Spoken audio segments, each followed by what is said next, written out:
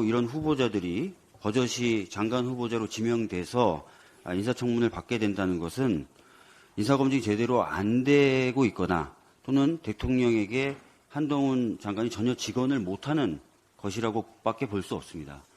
국민의힘의 한 최고위원은 방송에 나와서 한동훈 장관이 비대위원장으로 적격이다. 그는 대통령에게 직언을 할 수 있는 사람이기 때문이다라는 취지로 말했다고 하는데요.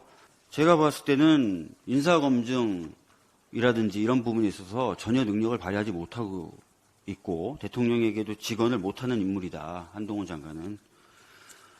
그런 점을 국민의힘에서 좀 알아줬으면 좋겠습니다. 미디어 오늘. 방금 간사님들 쭉 얘기하신 것처럼 이번 주에 인사청문회가 있는데 후보자들이 참 문제가 많은 것 같습니다. 논문 표절 의혹이 있는 송미령 후보, 또 음주운전 폭력전가가 있고 또 논문 표절 의혹을 받고 있는 강도영 후보, 또 미르재단 대기업 출연 관여 의혹을 받고 있는 최상목 후보, 그다음에 다운계약서 작성과 논문 표절 의혹을 받고 있는 박상우 후보 등 정말 문제 많은 후보들이 있는데요. 이 후보들 인사검증을 누가 합니까? 제가 누차 강조했지만 한동훈 법무부 장관이 검증의 역할을 담당하고 있습니다.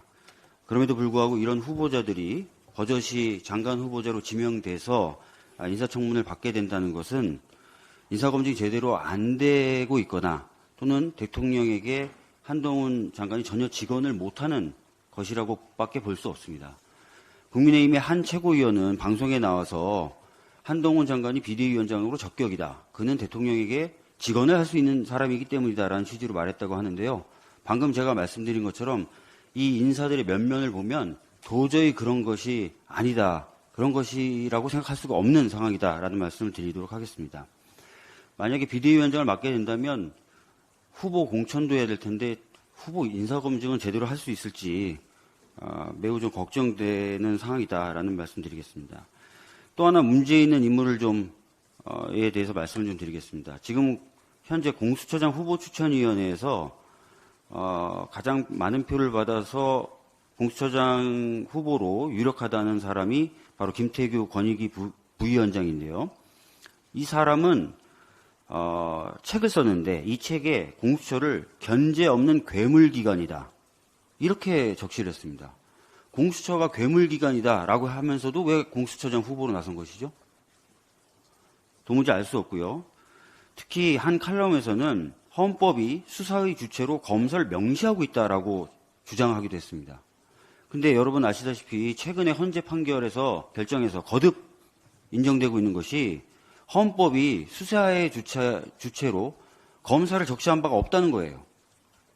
수사권이나 기소권 모두 법률상 권한일 뿐이다라는 게 헌재의 판단입니다. 근데 헌법과 헌재의 판단과도 완전히 배치되는 주장을 지금 하고 있거든요. 이 사람이 누구 추천 몫으로 추정이 되고 있냐면 법무부 추천 인사로 추정이 되고 있어요. 그럼 법무부 누구죠? 제가 봤을 때는 인사검증이라든지 이런 부분에 있어서 전혀 능력을 발휘하지 못하고 있고 대통령에게도 직언을 못하는 인물이다. 한동훈 장관은. 그런 점을 국민의힘에서 좀 알아줬으면 좋겠습니다. 예, 이상입니다.